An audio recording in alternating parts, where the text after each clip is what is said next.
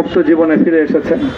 আলহামদুলিল্লাহ। সর্বশেষ আজ আমার মুক্তির মধ্য দিয়ে 2021 সালে হেফাজতে ইসলাম বাংলাদেশ এবং এদেশের আলেম সমাজের উপর ইতিহাসের অন্যতম এক গভীর ষড়যন্ত্র এবং চক্রান্ত নির্যাতনের যে স্টিমগুলার পরিচালনা করা হয়েছিল, তার আজকে একটি প্রাথমিক অধ্যায়ের পরিসমাপ্তি ঘটল। আমরা স্পষ্ট ভাষায় বলতে চাই, আমাদের উপর জুলুম করা হয়েছে, আমরা নির্যাতিত, অন্যায়ভাবে আমাদেরকে কারারুদ্ধ করা হয়েছে, বুলেটের আঘাতে আমাদের ভাইদেরকে হত্যা করা হয়েছে। আমরা যখন আমাদের সন্তানদের লাশ এবং তাদের রক্তমাখা বুলেট বিদ্ধ সেই মরদেহকে সামনে রেখে আমরা যখন আমাদের ন্যূনতম প্রতিবাদটুকু উচ্চারণ করতে গিয়েছি, তখন আমাদেরকে কারারুদ্ধ করা হয়েছে, আমাদেরকে নানাভাবে নিষ্পেষণ করা হয়েছে, আমাদেরকে জনগণ থেকে বিচ্ছিন্ন করার সব ধরনের অপচেষ্টা চালানো হয়েছে।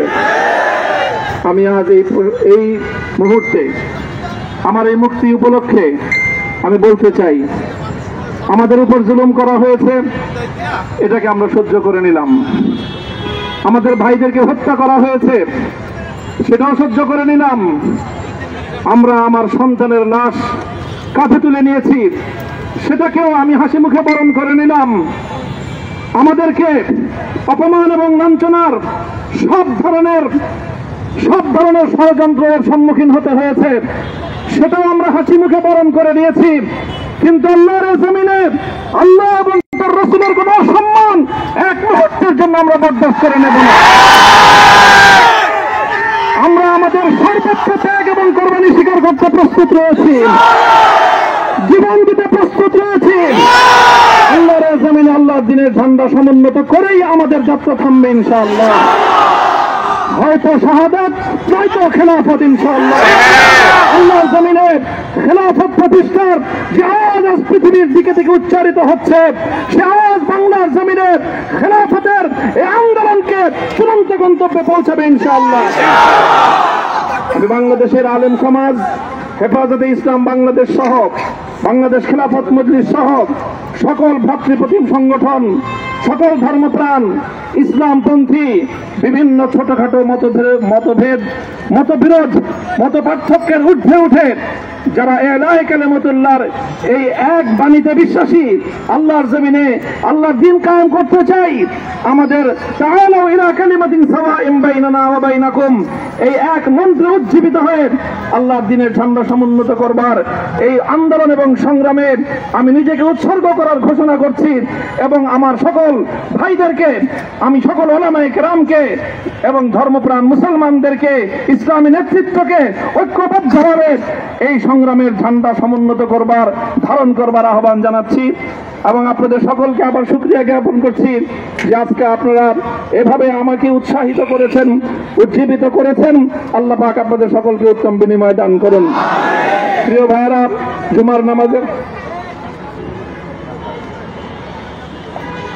জুমার নামাজের একেবারে ঠিক আগ মুহূর্ত, এখন সব মসজিদগুলোতে জুমার প্রস্তুতি চলছে। আমরা এখন এখানে খুব সংক্ষিপ্ত দোয়ার মাধ্যমে আমাদের আজকের এই প্রোগ্রামের সমাপ্তি ঘোষণা করব। এরপরে ইনশাআল্লাহ প্রত্যেকে সুশৃঙ্খলভাবে যার যার জায়গা মতো বা আশেপাশের মসজিদগুলোতে গিয়ে আপনারা জুমার নামাজ আদায় করবেন। আমি আবারও বলছি, আমি আমার আলোচনার শুরুতে কোরআনে পাকের সেই আয়াতটুকু তেলাওয়াত করেছিলাম, হযরত ইউসুফ আলাইহিস সালাতু ওয়াস সালাম কারামুক্তি এবং প্রকৃত যারা অন্যায়কারী ছিল, সেই অন্যায়কারীদের স্বরূপ ওনার সামনে উন্মোচিত হয়ে যাওয়ার পর, জাতির সামনে তাদের স্বরূপ উন্মোচিত হয়ে যাওয়ার পর তিনি যে কথা বলেছিলেন, আমিও নবী ইউসুফ আলাইহিস সালাতু ওয়াস সালামের অনুসারী হিসাবে তার সুরে সুর মিলিয়ে, কণ্ঠে কণ্ঠ মিলিয়ে কথাই বলতে চাই, লা তাসরিবা আলাইকুমুল ইয়াউম। ব্যক্তিগত আক্রোশের প্রতিশোধ আমরা কারো কাছ থেকে গ্রহণ করব না। সকলকে আহ্বান জানাই, মাদ্রাসা, স্কুল, কলেজ, ভার্সিটি কোন শিক্ষা ব্যবস্থার ছাত্রদের মধ্যে বিভেদ করার নীতিতে মামুনুল হক বিশ্বাস করে না। আসো, স্কুলের ছাত্র আসো, আমার মাদ্রাসার ছাত্র পাশে দাঁড়াও, কলেজ থেকে আসো, ভার্সিটি থেকে আসো, তোমরা হাতে হাত মিলাও, ইনশাআল্লাহ দেশের স্বাধীনতা অক্ষুণ্ণ থাকবে। এদেশের ইসলাম এবং হাজার বছরের যে সাধনা সংগ্রাম, সেই সংগ্রাম বিজয়ী হবে ইনশাআল্লাহ। এই জনপদ ইসলাম এবং মুসলমানদের জন্য হাজার বছর ধরে এখানে কালেমার ঝান্ডা সমুন্নত করবার জন্য আমাদের পূর্বপুরুষরা যে সংগ্রাম করে গেছেন, সেই সংগ্রামকেই আমাদের কাঙ্ক্ষিত গন্তব্যে পৌঁছানোর জন্যই আমরণ এক সাধনায় আত্মনিয়োগ করতে হবে। সেই আহ্বান আমি সকলের প্রতি ব্যক্ত করছি। ওয়া আখিরু দাওয়ানা আলহামদুলিল্লাহি রাব্বিল আলামিন। اللهم صل على محمد وعلى آل محمد كما صليت على إبراهيم وعلى آل إبراهيم إنك حميد مجيد.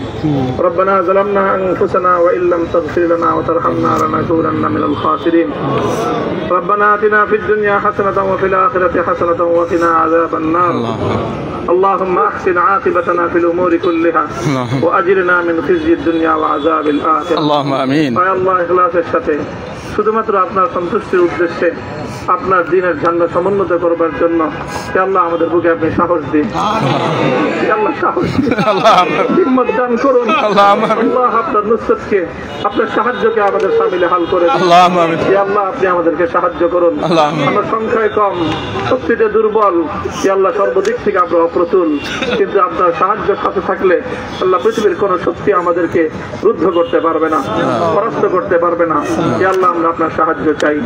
হে আল্লাহ জালিমের জিন্দানখানাগুলোতে সারা বিশ্ব জুড়ে অসংখ্য মুজাহিদিন, অসংখ্য মুসলিম সংগ্রামী, তারা দিনের পর দিন, মাসের পর মাস, বছরের পর বছর মানবেতর মজলুমিয়তের জীবন যাপন করছে। ইয়া আল্লাহ সকল মজলুমদেরকে আপনি মুক্তির ব্যবস্থা করেন। ইয়া আল্লাহ তাদের মুক্তির জন্য যথাসাধ্য ভূমিকা পালন করার তৌফিক আমাদেরকে, পুরা উম্মাহকে আল্লাহ আপনি দান করুন। সাল্লাল্লাহু তাআলা আলা খায়রি খালকিহি মুহাম্মদ ওয়া আলা আলিহি ওয়া আসহাবিহি আজমাইন। ইয়া আল্লাহ হেফাজতে ইসলামের সংগ্রামে হাটহাজারীর আমার যে ছাত্র, যে সন্তানগুলো শাহাদাত বরণ করেছিল, ব্রাহ্মণবাড়িয়ায় আমাদের যে সকল ভাইয়েরা, সন্তানেরা শাহাদাত বরণ করেছিল, শাপলা চত্বরে আমার যে সকল ভাইদের রক্তে ঢাকার রাজপথ রঞ্জিত হয়েছিল, আল্লাহ এই শাহাদাত গুলোকে তুমি কবুল করো। আল্লাহ এই রক্তের বিনিময়ে এই জমিনকে তুমি তোমার দ্বীনের ঝান্ডা সমুন্নত করবার জন্য তুমি কবুল করো। সাল্লাল্লাহু তাআলা আলা খায়রি খালকিহি মুহাম্মদ ওয়া আলা আলিহি ওয়া আসহাবিহি আজমাইন। সুবহান রাব্বিকা রাব্বিল ইজ্জাতি আম্মা ইয়াসিফুন ওয়া সালামুন আলাল মুরসালিন ওয়ালহামদুলিল্লাহি রাব্বিল আলামিন।